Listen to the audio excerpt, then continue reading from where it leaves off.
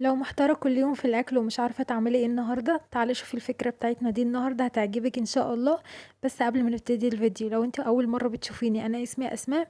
بتمنى تشتركي في قناتي ولايك وشير لو عجبكم الفيديو بتاعي النهاردة. بستنى رأيكم في الفيديو، عجبكم ولا لأ. يلا بينا نسمي بالله ونصلي على الرسول ونشوف وصفتنا للنهاردة. معايا هنا 3 بصلات يعني متوسطين مش كبار قوي، قطعتهم بالشكل اللي انتوا شايفينه ده. وهنجيب بقى الكبة بتاعتنا هنحط فيها البصل اللي احنا خرطناه. بعد كده هنجيب برضو شوية فلفل حلوين كده، يعني فلفل احمر فلفل اصفر اي فلفل انتي حابة تحطيه، حتى لو كله اخضر زي ما انا حطيت كده، يعني ايه اللي يريحك. انا حطيت هنا 4 من الفلفل، قطعتهم برضو بالشكل ده، وهحطه كله في الكبة زي ما انتوا شايفين كده. وهحط كده 5 فصوص من التوم او 4، اللي مش بيحب ريحته قوي يحط 2 بس. وبعد كده معايا هنا يا بنات نص صدر فرخة. هننضفه كويس ونغسله بالليمون وبعدين نسيبه يصفى كده، وبعدين هنجيبه كده ونقطعه زي ما انتوا شايفين كده، علشان لو في جلد يعني او في حتت من العظم كده ما تبوظ لناش الكبة لما نيجي نفرمهم فيه. بعد ما فرمنا الاول الخضار بتاعنا، اول حاجة بنعملها في الكبة وهي الخضار بنفرمه كويس. وبعد كده بنجيب بقى الصدر بتاعنا اللي احنا قطعناه، وبعدها بنفرم الصدر بتاعنا لغاية ما يبقى بالشكل ده مفروم كده.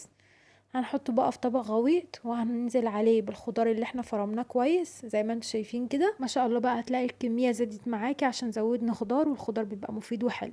هنا التوابل بتاعتي معايا ملح وفلفل وتوم باودر وبصل باودر وجنزبيل وكاري، ومعلقة كبيرة من البابريكا. هنقلب بقى كويس كده التوابل مع الخضار بتاعنا مع اللحمة زي ما انتوا شايفين كده اهو. عايزين بقى يعني ندخلهم في بعض كده وتبقى عجينة واحدة، مش هنحط اي اضافات تانية، هو كده تمام. وهتبقى طعم الحشوة بتاعتك تحفة. حابة تزودي بهارات تانية زودي براحتك. هنحط بقى الحشوة بتاعتنا دي في التلاجة لغاية ما نعمل بقى العجينة بتاعتنا. معايا برضو طبق غويط وهنحط فيه هنا 7 كوبايات من الدقيق. اي نوع دقيق عندك انت عاملاه قبل كده وعارفة ان هو بيطلع معاكي مخبوزات حلوة استعمليه. يعني مش شرط يكون نوع دقيق معين، يعني الدقيق المتوفر عندك استخدميه. هنا حطيت الدقيق بتاعي بعد ما نخلته، وبعد كده نزلت بمعلقتين كبار من السكر.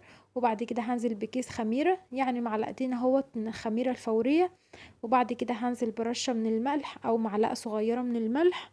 وهنقلب كويس كده المكونات الحلوة بتاعتنا الدقيق مع كل حاجة حطيناها كده. وبعد كده هنحط المية، يعني العجينة بتاعتنا اقتصادية خالص ومش هنحط حتى لبن. هحط كده كوباية ونص من المية الدافية، المية تكون دافية معاكي عشان تخلي على طول العجينة ترتفع معاكي، يعني ايه ما تاخدش وقت معاكي. وهنقلب بقى كويس كده زي ما انتوا شايفين، ما تزوديش في المية بنحطها بالتدريج كده عشان ايه العجينة ما تلينش معاكي جامد. وبعد كده تحتاج دقيق معاكي تاني. نزلت هنا بالنص كوباية اللي فاضل من المية. وبعد ما عجنتهم كويس نزلت هنا بربع كوباية من الزيت. كان معايا نص كوباية فقلت لا، هي ربع كوباية حلوة قوي على العجينة بتاعتنا دي. هنعجن بقى يا حبايبي كده هوت، يعني ايه كويس كده لغاية اما العجينة تلم معاكي وتبقى ناعمة بالشكل ده. شايفين بتمط معاكي كده وحلو قوي. كده تبقى انت خدمتيها حلو قوي في العجن. هنغطيها بقى كده بكيسة، وبعد كده هنغطيها بالفوطة بتاعتك. وهتسيبيها لما تخمر. ما شاء الله خمرت معايا، شايفين ما شاء الله قد ايه عجينة طرية بس تحفة. وخمرت ما شاء الله عليها. هنزل بقى كل العجين ده وههبطه شوية كده عشان نعرف نكوره مع بعض اهو. هتسيبيها بس ايه لغاية اما تخمر معاكي وتبقى بالشكل ده. بعد ما جبت بقى المفرش هنا وحطيت رشة من الدقيق كده عشان خاطر لما نيجي نكور العجين يعني ميلزقش مننا على المفرش. بالشكل ده هنكور بقى العجين بتاعنا. هتكوريه كده ما شاء الله العجينة معاكي لينة وحلوة جدا اهو. بصي انا عايزاكي كده العجين ما تستصعبهوش، العجين سهل والله ما فيهوش اي حاجه. بس انتي اعجني العجينه كويس عشان خاطر تطلع معاكي النتيجه حلوه في الاخر، وتديكي كده اللقمه وانتي بتاكليها تكون هشه كده وطعمها حلو. كمان عجينة اقتصادية مش حاطين فيها لبن ولا سمنة ولا اي حاجة، عجينة اقتصادية خالص. بس كده بعد ما كورناهم وسيبناهم شوية بس يعني ثواني كده عبال ما يرتاحوا معاكي عشان تعرفي تفرديها. بس بنفردها كده على شكل دايرة بايدينا كده. وبعد كده بنجيب الحشوة بتاعتنا وهنحط اهو كده. هتفردي الحشوة بتاعتك بالشكل ده اهو بالشكل ده. هتفردي بقى الحشوة بتاعتك كده، وبعد كده هنقفل عليها كويس. هتجيبي الاطراف كلها على بعضها بالشكل ده، هنلمها على بعضها كويس كده عشان خاطر ما تفتحش معاكي وانتي بتخبزيها في الفرن. بس كده هننفض من عليها بس دقيق كده، وبعد كده هنبططها كده. هنجيب بقى الصينية بتاعتنا وهندهنها من الزيت، وبعد كده هنحط بقى الرغيفة الحلوة بتاعتنا دي. يعني بصي رغيف حواوشي ما شاء الله تحفة، احلى من تشتريه من بره اهو. حواوشي كده بالفراخ بس تحفة. حابة تعمليه باللحمة، حابة يعني تستبدلي الفراخ باللحمة، براحتك خالص. هنحط برضو نعمل كمان اهوت، وهنحط الحشو بتاعنا. حابة تكبري الكورة بتاعة العجين ويبقى الرغيف معاكي كبير، براحتك. ممكن تخلي الرغيف معاكي اكبر من كده، بس كده برضو يرمي معاكي كمية كبيرة وبرضو بيشبع وبيبقى حلو اوي. بصي هنعمل حركة تانية يعني مش زي الاولانية، عشان خاطر لما نيجي نفردها ما تتقطعش معاكي. هوريكم تاني انا عملتها ازاي. هنفرد كويس كده. بصوا هعمل واحدة كمان واوريكم شكلها وانا بقفلها، عشان خاطر ما تفتحش معاكي زي الاولانية، وتبني اللحمة منها كده وانت بتفرديها. هتفردي كويس كده. شلت كده معلقة، لقيت الحشوة معايا كتيرة فشلت منها معلقة.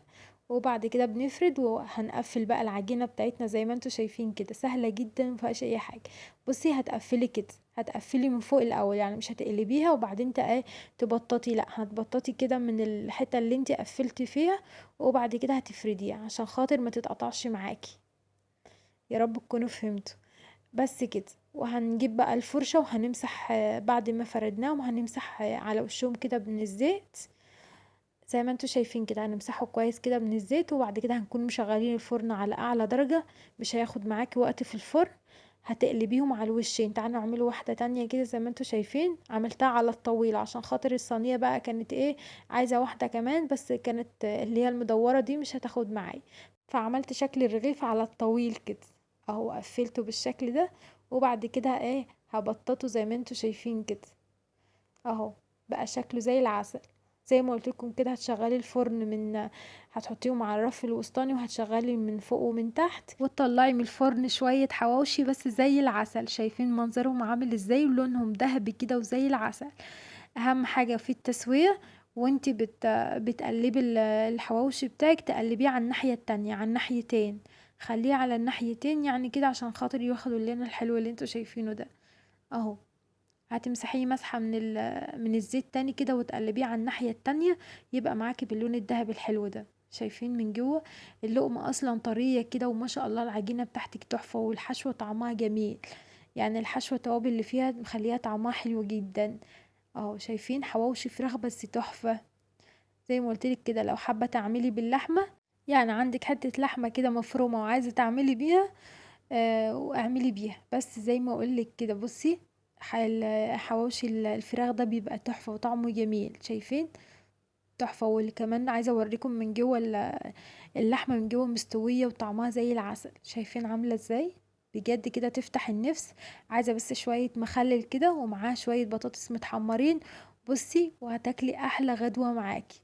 وكمان تنفع للعيال وهم رايحين المدرسة، تبقى جميلة جدا ما شاء الله على الكمية. طلعنا 12 رغيف من الحواوشي بنص صدر فرخة واحد بس. طلعنا قد بصوا كان فاضل الرغيف ده ما كانش ليه حشو، قمت حطيت له جبنة. شايفين الجبنة ما شاء الله بتمط كده وسايحة في قلب العجينة، والعجينة هشة ازاي. شايفين الرغيف هشش ازاي وتحفة بجد. جربوا النهاردة الحواوشي ده تحفة وطعمه زي العسل. يا رب يكون عجبكم الفيديو بتاعي النهاردة. بتمنى كده لو كان عجبكم ما تنسوش تحطوا اللايك وتدعموني كده بكلامكم الحلو اللي دايما بيشجعني، وشير مع اصحابكم ان شاء الله عشان ندعو لكم دعوة حلوة. واشوفكم تاني على خير في فيديو تاني جديد. مع السلامة.